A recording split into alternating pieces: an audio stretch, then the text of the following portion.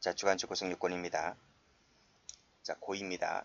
자, 고의는 임무이배 인식, 자기 또는 제3자가 이득을 취득하고 손해를 가한다는 인식 있으면 배임죄 고의가 됩니다. 왜요? 밑줄 그은 부분은 전부 조문에 있으니까, 즉 구성요건 요소로 되어 있기 때문에 구성요건 요소인 것은 객관적 구성요건 요소로서 고의 대상 되는 거죠. 그래서 이런 질문이 나오는 겁니다. 자, 그런데요. 일단 끊고 이런 판례도 있습니다. 비교되는 판례인데 이것도 한번 출제가 된 적이 있거든요. 본인에게 손해를 가한다는 인식, 자기 또는 제3자에게 이득을 얻게 한다는 목적은 요하지 않는다. 됐어요?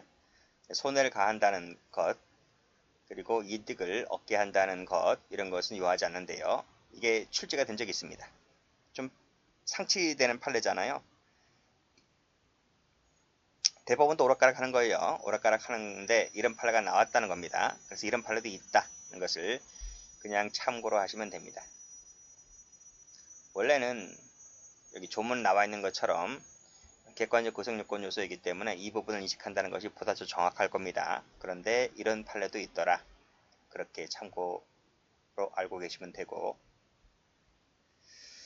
자, 그 다음 보면, 자, 일부 본인을 위한다는 측면이 있다 할지라도 그건 어디까지나 부수적일 뿐이고, 뭐가 주된 것이다고요? 이득을 또는 가해 의사가 있다는 것이 주된 것이라는 것이 판명된다면 배임죄의 고의가 있다고 봅니다. 이 지문도 나온 적이 있습니다. 그래서 출제는 여기도 된 적이 있고 여기도 된 적이 있기 때문에 각각 좀 봐두세요. 자, 배임죄의 고의가 있다고 하기 위해서는 여기 이득을 취득한다는 부분, 그리고 손해를 가한다는 부분의 의도적 행위임이 인정되어야 한다. 고의 말하고 있는 겁니다. 이 판례는 위에 판례랑 똑같죠? 똑같아요. 여기 다 똑같아요. 또 당연히 해야 할 것으로 기대되는 행위를 하지 않거나 하지 않아야 할 것으로 기대가 되는 행위를 했다는 겁니다. 그랬을 때에도 고의가 있다고 봅니다.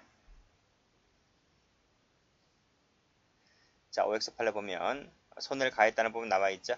개인 용도로 썼다는 부분 나와 있죠. 전부 다 배임죄가 된다, 그 얘기입니다.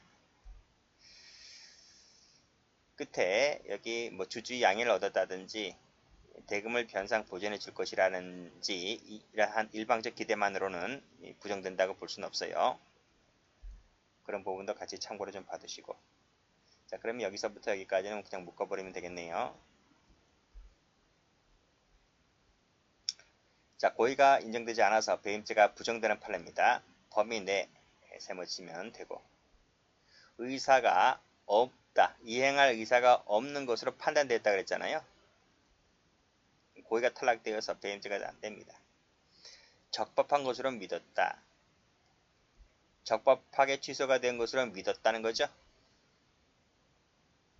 이런 부분 고의가 탈락되어서 배임죄가 되지를 않습니다. 이행할 수 있을 것이라고 믿었고,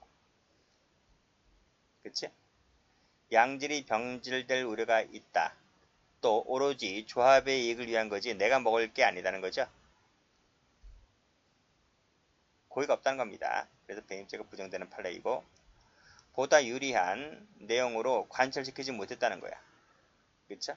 라고 했을 때 역시 이런 면만 보더라도 배임죄가 고의가 부정되어서 배임죄가 부정되는 판례입니다. 자, 공범 갑니다.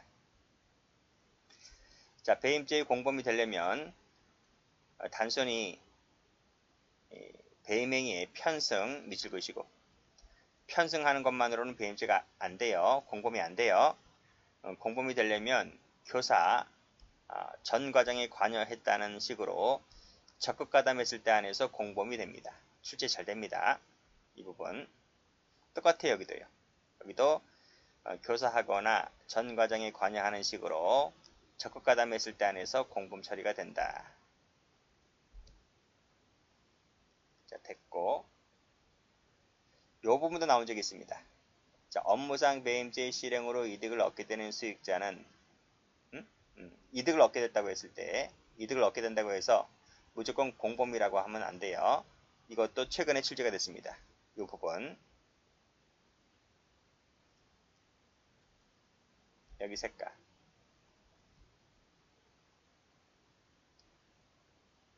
여기는 여기 색깔. 다른 색깔로. 여기.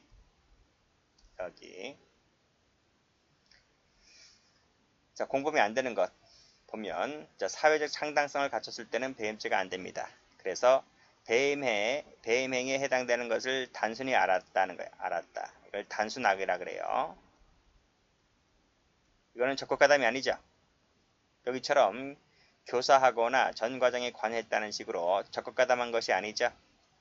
라고 했을 때 배임죄가 되지를 않습니다. 공범이 안 됩니다. 여기 알면서 가등기를 요구했다는 거야. 그렇죠? 라고 했을 때 어차피 공짜가 어디 있습니까? 내가 공짜로 어떻게 돈을 빌려줍니까? 그렇죠? 그래서 담보라도 받고 내가 돈을 빌려주는 거지. 단순 악의만으로는 배임죄가 안 돼요.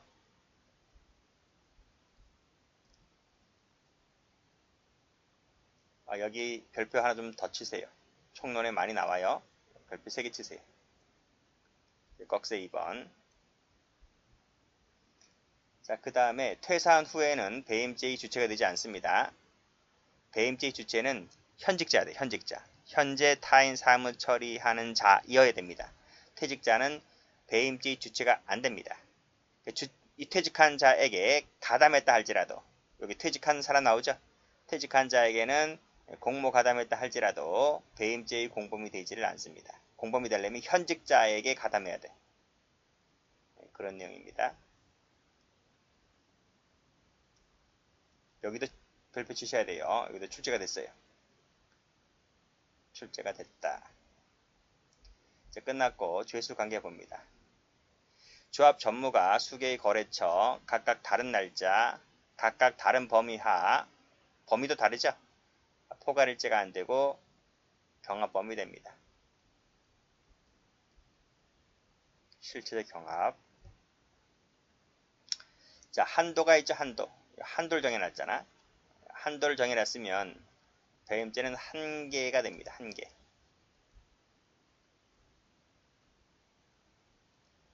따라서 그 한도 금액을 여러 번에 나누어 인출했다 할지라도 포괄일제가 되는 게 아니라 포괄해서 그 여러 번의 인출행위를 포괄해서 배임죄 일제가 성립한다고 볼 게 아니다. 아니 한 개라고 한 개. 포괄일제가 아니고 아니 한 개.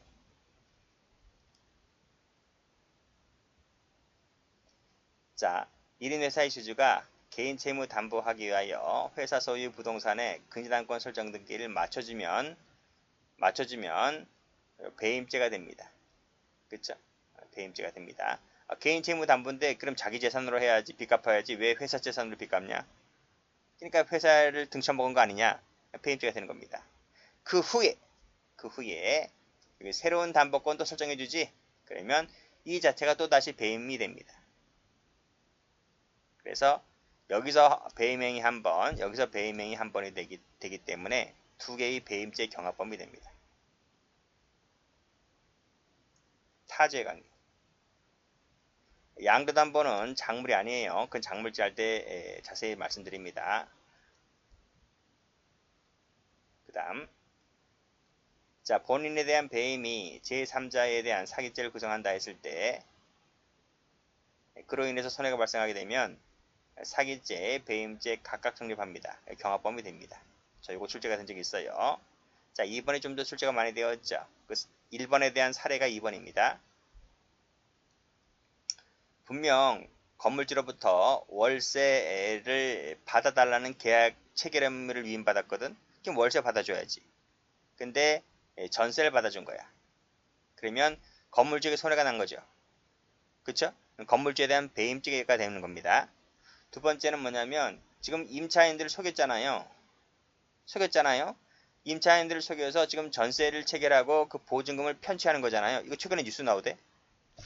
지금 전세 사기 사건 많이 뉴스 나오잖아요. 이거 뉴스 나오더라고 이거.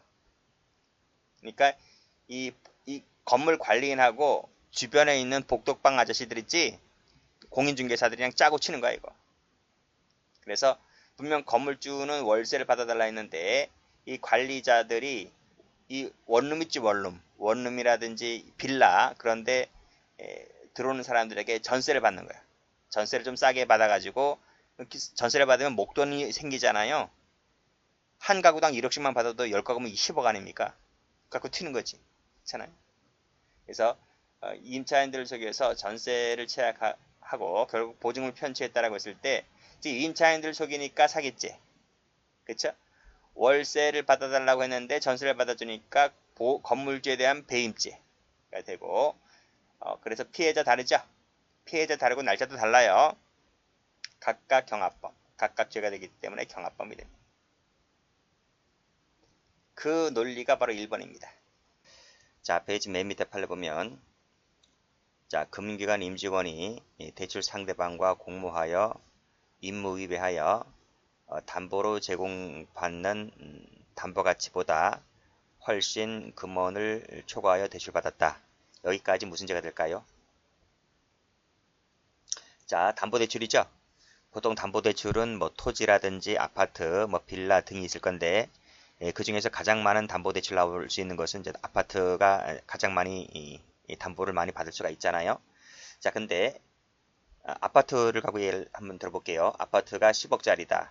아파트 10억짜리 아파트를 담보로 대출받는데, 아파트 얼마 정도까지 대출해주나요? 60%에서 70%.